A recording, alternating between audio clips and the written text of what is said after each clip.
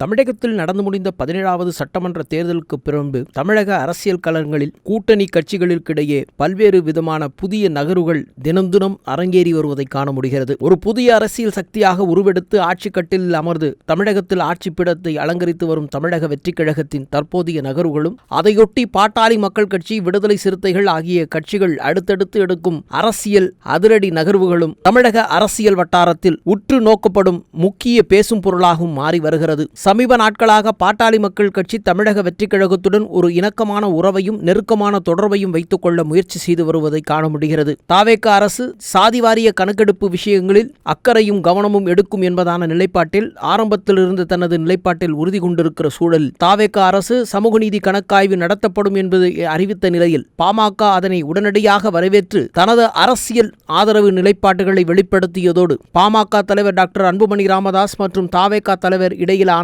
அண்மையில் நிகழ்ந்த சந்திப்புகளும் பரஸ்பர உறவுகளின் பாராட்டு நட்புறவும் பெரும் நெருக்கத்தை நாளுக்கு நாள் அதிகரித்து வருகிறது. இதற்கு பின்னால் ஒரு வலுவான அரசியல் மாற்றம் மற்றும் தேர்தல் காரணங்கள் இருப்பதாகவும் கூறப்படுகிறது. கடந்த காலங்களில் அதிமுகவுடன் கூட்டணி அமைத்து பாமகவை தேர்தலை சந்தித்தது. இந்த கூட்டணியால் வட மாவட்டங்களில் அதிமுகவுக்கு கணிசமான இடங்கள் கிடைத்தது. லாபம் அதிமுகவுக்கு தான் என்பதான நிலை பேசப்பட்டு வரும் நிலையில் பாமக எதிர்பார்த்த அளவுக்கு பெரிய வெற்றியை பெற முடியவில்லை என்று சொன்னாலும் கூட தற்போதைய சூழலில் கட்சியில் இருந்த உள்விவகார குழப்பங்கள் நீங்கி தற்போது பாட்டாளி மக்கள் கட்சியில் தேர்தல் முடிவுகளுக்கு பிறகு தாவேகாவின் தலைமையில் ஆட்சிப்பீடம் அமைந்த பிறகு தமிழகத்தின் முதலமைச்சராக ஜோசப் விஜய் தேர்வு செய்யப்பட்ட பிறகு அரசியல் நகர்வுகளின் அடுத்த பகிர்வாக பாட்டாளி மக்கள் கட்சி ஒட்டுமொத்த வன்னியர்களின் வாக்கு வங்கியை உறுதிப்படுத்தும் நிலைப்பாட்டில் தற்போது குடும்ப உறவுகளில் இருந்த விரிசல்கள் ஒன்று சேர்ந்து டாக்டர் ராமதாசும் அன்புமணி ராமதாசும் பரஸ்பர உறவு இணைந்து கொண்ட காட்சிகளும், இதனால் வலிமை பெறும் பாட்டாளி சொந்தங்களின் வாக்கு வங்கிகளை யார் ஈர்ப்பது என்பதான கணக்குகளும் அரசியல் கணக்குகளில் அரங்கேற துவங்கி இருக்கிறது. அந்த அரசியல் பலமும் பாமகவை இயல்பாகவே ஈர்த்து வரும் இந்த நிலையில் அடிப்படையில் வைத்து பார்த்தால் விசிகாவை விட கூடுதலான சட்டமன்ற உறுப்பினர்களை கொண்டுள்ள பாட்டாளி மக்கள் கட்சி தங்களின் நிரந்தர அரசியல் லாபத்தை நோக்கியே இந்த காய் நகர்த்தல் பணிகளை தாவேகா பக்கமாக வேகமாக நடத்தி வருகிறது. மறுபுறம் தாவேகா வெற்றிக் கழகத்தின் தற்போதைய கூட்டணி சூழலில் விசிகா இல்லை என்பதைப் போலவும் அக்கட்சியின் தலைவர் தொல் திருமாவளவன் பல்வேறு தளங்களில் பேசி வருவதும் பெரும் பேசும் பொருளாகவும் பார்க்கப்பட்டு வருகிறது. தமிழக வெற்றிக் கழகத்துடன் தற்போதைய கூட்டணியில் அங்கம் வகித்துக் கொண்டிருப்பதாக தன்னுடைய நிலைப்பாட்டை உறுதி செய்யப்பட முடியாமலும் திமுகவிலிருந்து தாங்கள் விலகி இருக்கிறோமா இல்லையா என்பது தங்களுக்கே தெரியாமல் இருப்பதாகவும் விடுதலை சிறுத்தை கட்சியின் தலைவர் தொல் திருமாவளவன் சமீபத்தில் பேசியிருப்பதும் தாவேகாவுடனான தற்போதைய உறவு என்பது ஆட்சி அதிகாரத்தில் மட்டும் பங்கு என்பதான தார்மீக ஆதரவு நிலை மட்டுமே என்பதாகவும், தேவைப்பட்டால் எங்களின் ஆதரவை எப்பொழுது வேண்டுமானாலும் திரும்ப பெற்றுக் கொள்வோம் என்றும் அவர் சுட்டிக்காட்டி பேசுகிற அரசியல் பேச்சுகளை பார்க்கிற பொழுது திருமாவளவனின் இந்த இரட்டை நிலைப்பாட்டின் பின்னால் இரண்டு முக்கிய காரணங்கள் இருப்பதையும் யாரும் மறுக்க முடியாது.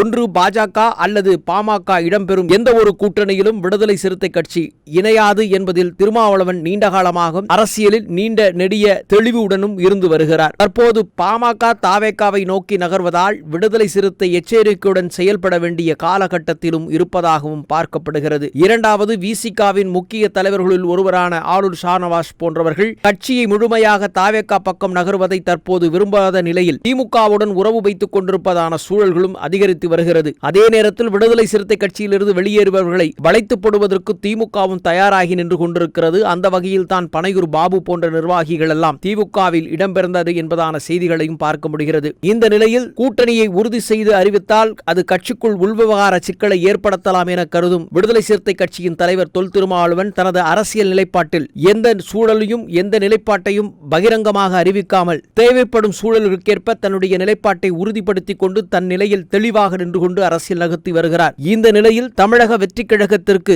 ஒருவேளை விடுதலை சிறுத்தைகளின் ஆதரவு நிலை இல்லை என்ற சூழல் ஏற்படுமானால் அதற்கு வரிந்து கட்டிக்கொண்டு பாமக தனது ஆதரவு நிலைகளையும் மற்றும் பாமக தனது பரஸ்பர உறவுகளையும் வலுப்படுத்திக் கொள்வதற்கு தயாராகி வருவதாகவும் சொல்லப்படுகிறது. வன்னியர்களின் வாக்கு வங்கிகளை தன்வசப்படுத்த வேண்டும் என்பதான நிலைப்பாட்டிலும் வட மாவட்டங்களில் தங்களுக்கு தொய்வை ஏற்படுத்திய தேர்தல் முடிவுகளில் தங்களுக்கான சாதகமான பலமான களமாக அதை மாற்ற வேண்டும் என்பதான நிலைப்பாட்டிலும் தாவேகா தலைவர் விஜய் தற்போது முனைப்புடன் இருப்பதால் பாட்டாளி சொந்தங்களின் உறவுகளை தேடுவதில் தாவேகாவும் தனது நிலைப்பாட்டை வேகப்படுத்தி வருவதாகவும் கூறப்படுகிறது. எது எப்படி இருந்தாலும் அரசியலில் நிரந்தர எதிரிகளும் இல்லை, நிரந்தர நண்பர்களும் இல்லை என்பதைப் போல களங்கள் மாறும்போது காட்சிகளும் மாறும் என்பதே திண்ணம்.